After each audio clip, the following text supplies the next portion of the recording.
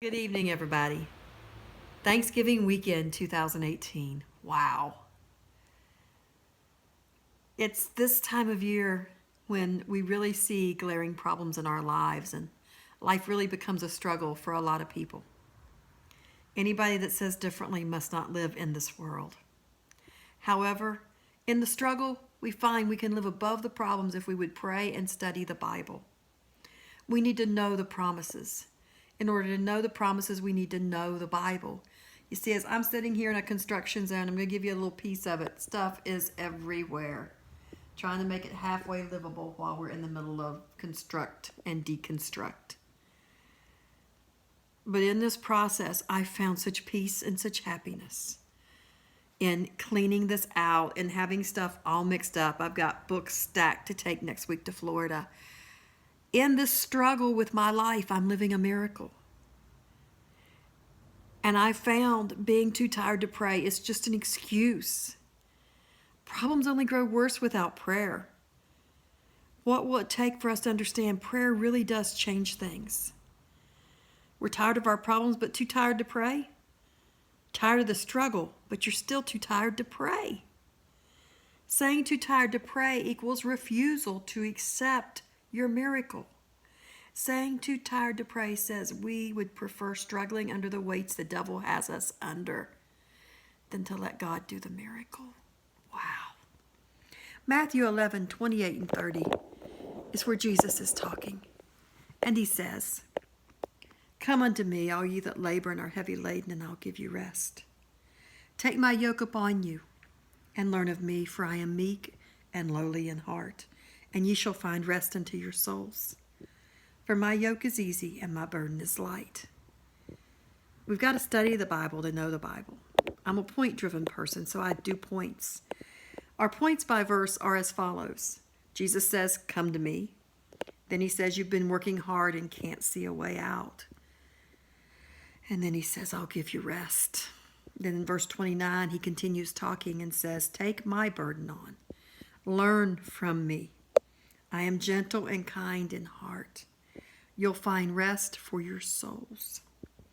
And then Jesus sums it up by saying, "My yoke is easy and my burden is light."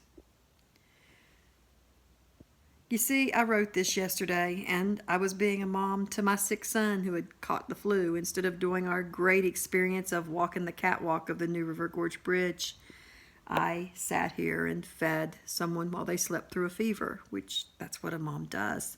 That's what Jesus does for us. He's there in our journey. He's there when we can't see light at the end of the tunnel. He's there when we're grieving. He's there to comfort us. He's there. You see, Jesus wants to love and help us the way a mother does a child of hers, no matter the age they're at. For many years, I could only hope one day my family would start to heal, and I wouldn't have to book myself out of the U.S. or hide away in a hotel somewhere and take myself off social media so that I wouldn't have to see your happy pictures. I wanted them for me. But life had dealt us some blows that were tough. And it took time to heal. It took time. But in that healing time is when my relationship with God grew the most, because I prayed the most then. I'm still praying. I set some, how can I put this? I set some consistencies. I made a covenant with God so that I get up every morning early, and that time is sacred. It's for me and Jesus. You can ask some of my friends. It's a problem sometimes because they don't quite understand. They're good people. They just don't quite understand the depth of my devotion, the depth and the importance to me of being consistent, of making sure I don't change it. Anyway, that's not in these notes. Sorry, that's free. We got to be consistent, though, in our relationship with God. It's so important. You see, while my children aren't back in church yet, it makes for challenging conversations and some amazing moments we have, trust me. But when I look at them, I am learning. I will not see things as they are. I will see them as they will be one day. I will see my children full of the Holy Ghost. I will see them worshiping God. That's tough to do when they're saying they don't believe in God. And when you're praying,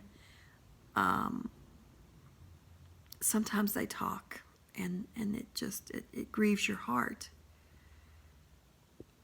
But it's the way life is. Life is a struggle. But if we would just learn how to give it to God, it wouldn't be so difficult.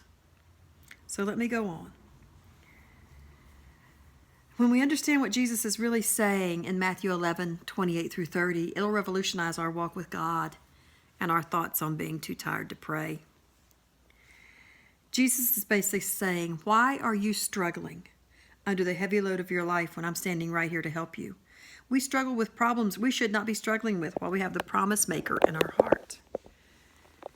He's right here, and we struggle.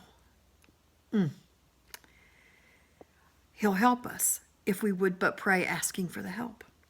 Jesus says, I'll give you rest. It's in that midnight hour of trials and tribulations. We need to lean back in the arms of Jesus, resting in his love and promises. Jesus says, take my burden on and learn from me. I am gentle and kind in heart. This is where you will find rest for your souls. Sometimes I think we would rather struggle than pray. It's easier for us to lay the blame at the feet of Jesus without seeking him out in prayer, letting him help us move forward with a lighter burden. Who wants to get up between the hours of 4 and 6 a.m. to have quiet time with God? Who wants to make a sacrifice of going to bed earlier, to rise earlier, to talk with the King of Kings and the Lord of Lords? Who? You see, when we understand taking on his burden is a place where life's problems become almost non-existent to us, because Jesus takes them, making them bearable. It's not that the problems will disappear, but they become bearable as we learn being too tired to pray is just an excuse. It's a cop-out, as we would say here in America. Prayer doesn't fit into the typical Christian's day unless it's time to go to church. Most of us give God lip service at the church and then wonder why the struggle. Well, you've got to have that private time with God. Has all these other things with no eternal value taken God's place in our lives? We will find rest for our souls. That's what Jesus said. He said we'll find a light burden, a yoke that is easy if we would but pray. A restful soul is something we can't seem to touch or get a hold of. It's elusive for most because we allow ourselves to become so busy with the things of the earth we stay too tired to pray. You see, we have to make a choice, following through by changing our lifestyle. Once our lifestyles change, we'll wonder why we didn't do it sooner. Eventually one day we'll wake up and find ourselves living in the middle of miracles, signs, and wonders because we quit being too tired to pray. Now we will make excuses to pray. Let's quit struggling. Let's find a place to pray, giving our problems and situations to Jesus, believing he is God and he will take care of them. The trick to this is, we got to give our problems and situations. We got to put them in the hands of Jesus and leave them there, exchanging them for a yoke that is easy and a burden that is light. And this holiday season, this Thanksgiving and Christmas season, that's what's important. And when we do that, we'll find this holiday season won't be as difficult as others. We'll find Thanksgiving and Christmas with our relatives will be different because, you see, we will let Jesus revolutionize us. And as he revolutionizes us, our relationships with them change because we've put them in the hands of God and we've left them there. And we trust God to be God and we believe God. Sorry this was so long. May God bless you all.